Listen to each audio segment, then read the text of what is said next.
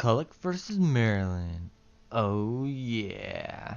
So get this. The year's 1816 and the federal government like, hey bros, how about we make a second national bank?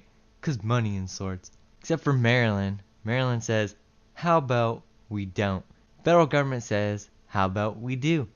Well, the second national bank was created regardless of Maryland's little hissy fit.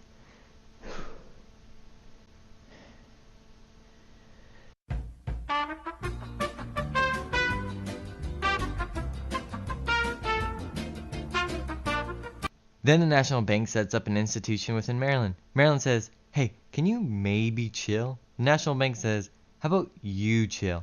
So Maryland, all upset, decides to pass a law taxing banknotes not from or approved by the state, obviously to attack the federal bank. What the heck, man, you can't do that. You're targeting us. It's alright, says Maryland. Marshall! Marshall!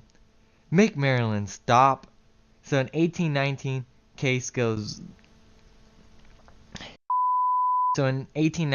case goes all the way to the Supreme Court in McCulloch versus Maryland.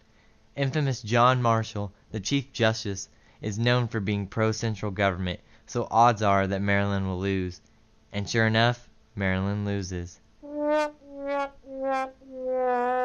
The Supreme Court concluded that the National Bank is constitutional and that the states cannot tax legal federal institutions. Why? Well, John Marshall concluded that there has already been a national bank in the past, and the current one has already existed for 3 years. Second, Marshall stated how the states are not sovereign, but people are. Third, Marshall says how the Constitution is meant to be interpreted by Congress.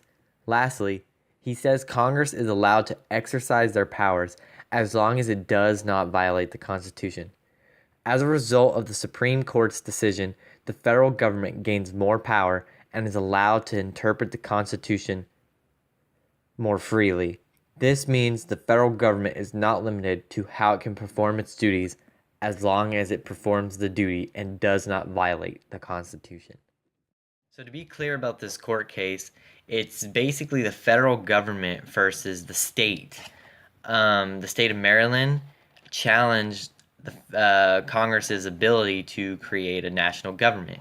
And this is not the only thing the court case was about. This court case was about the state's authority to tax federal institutions.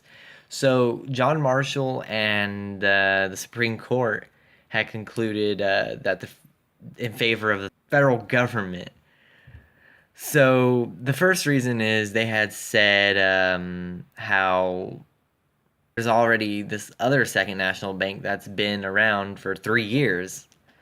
Secondly, John Marshall had concluded, because the states had used that they're sovereign and above the government. Well, John Marshall had stated how people are sovereign, not states.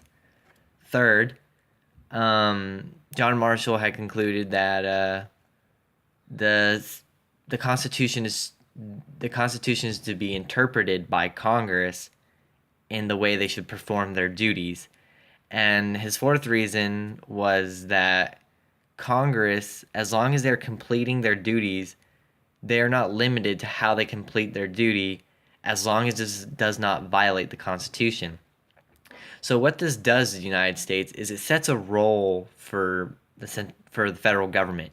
The federal government now has a role, and now its purpose is understood and its authority is known, and it really defines the way the federal government is in the United States today.